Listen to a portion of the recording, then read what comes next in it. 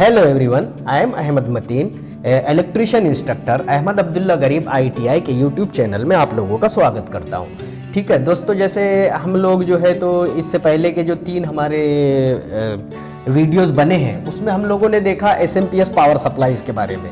तो आज हम SMPS पावर सप्लाईज का जो है तो फाइनल चैप्टर देखेंगे, यानी कि उसका आखिरी आउटपुट ब्लॉक पर हम जाएंगे, आउटपुट एंड फीडबैक।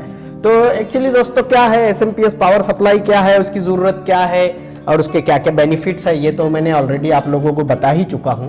तो आज हम उसके जो है तो जो आखिरी के 2 ब्लॉक है, यानी कि हमारा जो है तो आउटपुट ब्लॉक और फीडबैक ब्लॉक, ये 2 ब्लॉक में हमारी जो है तो क्या क्या सर्किटरी होती है उसके बारे में हम जानेंगे। तो जैसे हमने पिछले हमारे जो लेक्चर था उसमें हमने देखा था, हमने हाई फ्रीक्वेंसी स्विचिंग ब्लॉक देखा था। हाई फ्रीक्वेंसी स्विचिंग ब्लॉक क्या होता है दोस्तों? ये हाई फ्रीक्वेंसी स्विचिंग ब्लॉक में जो होता है हाई वोल्टेज होता है और ये हाई फ्रीक्वेंसी पे स्विचिंग होता है इसके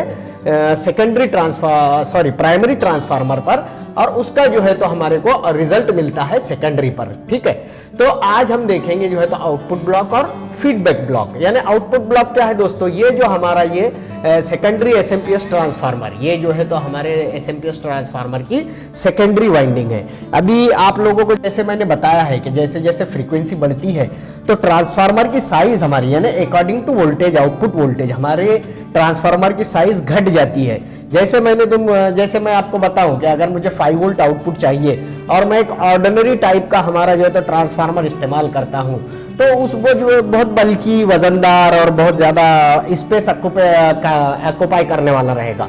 जबकि हमारा जो SMPS ट्रांसफार्मर है, we can say it's very tiny, बहुत छोटा सा होता है। अगर आप कभी जो है तो आपके मोबाइल का चार्जर वगैरह खोलकर देखोगे तो आप उसमें पॉइंट आउट करोगे कि जो SMPS ट्रांसफार्मर है वो बहुत छोटा है। उसका रीजन ये है क्योंकि वो हाई फ्रीक्वेंसी पर ऑपरेट होता है। जब हाई फ्रीक्वेंसी पर ऑपरेट होता है तो हमारे को जो आउटपुट चाहिए वो हम बहुत कम साइज में या कम टर्न्स में हासिल कर सकते हैं। The turns will be less, the size of the transformer will be small, this is obvious. ठीक है, तो जो है तो कम टर्न्स में हम लोग जो है तो आउटपुट जो है तो हासिल कर सकते हैं। ठीक है, तो अभी हम देखते हैं आउटपुट जो है तो जैसे अभी हमारा जो है तो रिक्वायर्ड आउटपुट सपोज 12 वोल्ट था या जो है तो 5 वोल्ट था या व्हाटएवर जो भी हमको चाहिए था, तो वो हमको यहाँ पर मिल गया इसकी जो है तो सेकेंडरी वाइंडिंग पे, SMPS ट्रांसफार्मर की सेकेंडरी वाइंडिंग पे आने के बाद दोस्तों हमारा बाकी का प्रोसेस वही होता है।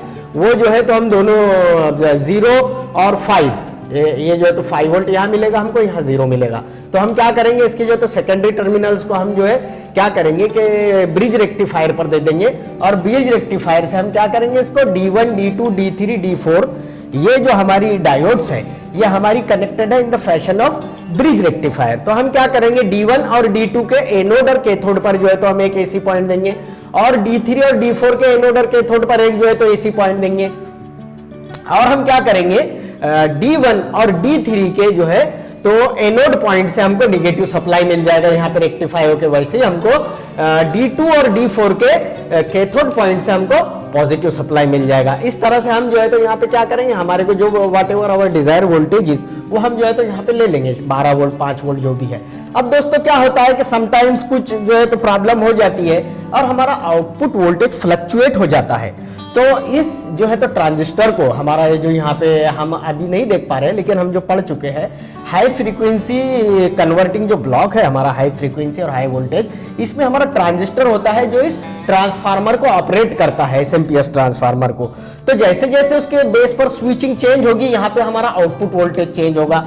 तो यहाँ पर हम एक ऑसिलेटर वोल्टेज उसमें बनाते हैं जो उसको एक फिक्स फ्रीक्वेंसी पे जो है तो उसको ऑसिलेट करता रहता है या स्विचिंग करता रहता है, जिसकी वजह से हमको परमानेंट 5 वोल्ट या 12 वोल्ट या 24 volt, 19 volt, whatever we have designed it, हमने उसको जैसे डिजाइन किया है वो हमको सप्लाई यहाँ पर मिलता रहता है। लेकिन इन केस कुछ प्रॉब्लम हो जाए कि हमारा जो है तो ये पावर सप्लाई यहाँ पे फ्लक्चुएट हो जाए, यानी कि जैसे हमको 5 वोल्ट चाहिए लेकिन सडनली यहाँ पे 7 वोल्ट हो जाए, तो क्या है, अगर आप जो है तो मोबाइल चार्ज कर रहे हो तो 7 वोल्ट जो है तो मोबाइल का आपका जो रेगुलेटर सर्किट है उसको डैमेज कर देगा, बराबर। तो हमको यहाँ पे एनी हाउ हमको यहाँ पे 5 वोल्ट ही चाहिए। ठीक है, तो उसको मेंटेन करने के लिए this 5 volt, just I am giving an example, okay. जैसे 5 वोल्ट चाहिए तो आप समझोगे कि नहीं, SMPS जो पावर सप्लाई जो है तो 5 वोल्ट ही होता है, नहीं, it could be 440 volt DC, it could be 240 volt DC, it could be 110 volt DC, it could be anything। 24, 48, 12, 5, 3 anything, कोई भी हमारा सप्लाई हो सकता है, ठीक है। तो अभी हम यहाँ पे एग्जांपल लिए हैं कि हमको 5 वोल्ट यहाँ पे चाहिए, तो इसका 5 वोल्ट मेंटेन करने के लिए क्या होगा कि यहाँ पर ये जो एलईडी है, अभी देखिए हमने जो है तो समझ लिया है आउटपुट ब्लॉक। अब हम आते हैं फीडबैक ब्लॉक। तो जैसे मैं बता रहा हूं कि अगर यहाँ पे कुछ प्रॉब्लम हो जाए और हमारा पावर सप्लाई फ्लक्चुएट हो जाता है, बढ़ जाता है, तो यहाँ पे क्या हुआ कि हमने ये जो सप्लाई है ये लेके हमने ये जो डिवाइस है फीडबैक ब्लॉक में, इसे कहते हैं ऑप्टोकपलर। ऑप्टोकपलर में क्या होता है दोस्तों, ऑप्टोकपलर में एक एलईडी होती है जो ऑपरेट करती है फोटो डायोड को या फोटो ट्रांजिस्टर को। अभी जैसे आप लोगों को पता है एलईडी जो है तो हमारी क्या करती है, रोशनी देती है, जबकि हमारा जो फोटो ट्रांजिस्टर या फोटो डायोड है ये ऑपरेट होता है लाइट इंटेंसिटी पे, ठीक है। इस पे लाइट पड़ेगी तो ये ऑन कंडीशन में आ जाएगा और ये जो है तो कंडक्टिंग शुरू कर देगा। आ रहा समझ में? तो ये जो लाइट है हमारी, ये जो एलईडी है, ये जितनी बार ब्लिंक होगी तो वही फ्रीक्वेंसी जो है तो ये यहाँ पे क्या करेगा, ये इसको रेफरेंस दे देगा, ये इसको रेफरेंस देगा कि जो है तो इतना ही, अगर इसमें कुछ चेंजेस हो गए तो हमारी जो है तो ये एलईडी ये ब्लिंक होगी और ये इसको यहाँ पे जो है तो अपने बेस पर जाएगी, किसके, हमारे हाई फ्रीक्वेंसी कन्वर्टर ब्लॉक के ट्रांजिस्टर के बेस पे जाएगी, जो इसका ड्राइवर है, इस ट्रांसफार्मर का जो ड्राइवर है उसके बेस पे जाएगी और उसकी जो फ्रीक्वेंसी ऑसिलेटर से आ रही है उसमें चेंजेस करेगी और उसको बताएगी कि यहाँ पे वोल्टेज ज्यादा हो गया है और उसको जो है तो फ्रीक्वेंसी को कम करके उस वोल्टेज को बराबर करके फिर हमको देगी। यानी कि ये जो फिनोमेना है दोस्तों ये बहुत फास्ट होता है, जैसे मैंने एक्सप्लेन किया ये होगा फिर ये सेंस करेगा, इसको बोलेगा नहीं, ये हम सोच भी नहीं सकते, उससे भी ज्यादा फास्ट होता है, because it is electronics. Electronics में स्विचिंग जो होती है वो बहुत ही फास्ट होती है दोस्तों, ठीक है। तो कुछ इस तरह से हमारा जो है, और ये जो इसका ऑप्टोकपलर का जो है आपका ट्रांजिस्टर है, फोटो ट्रांजिस्टर, इसका जो है तो आउटपुट हमने दे दिया base of high frequency transistor जो है तो किसका, हमारे एसएमपीएस ट्रांसफार्मर के ड्राइवर के ट्रांजिस्टर के बेस पर हमने दे दिया।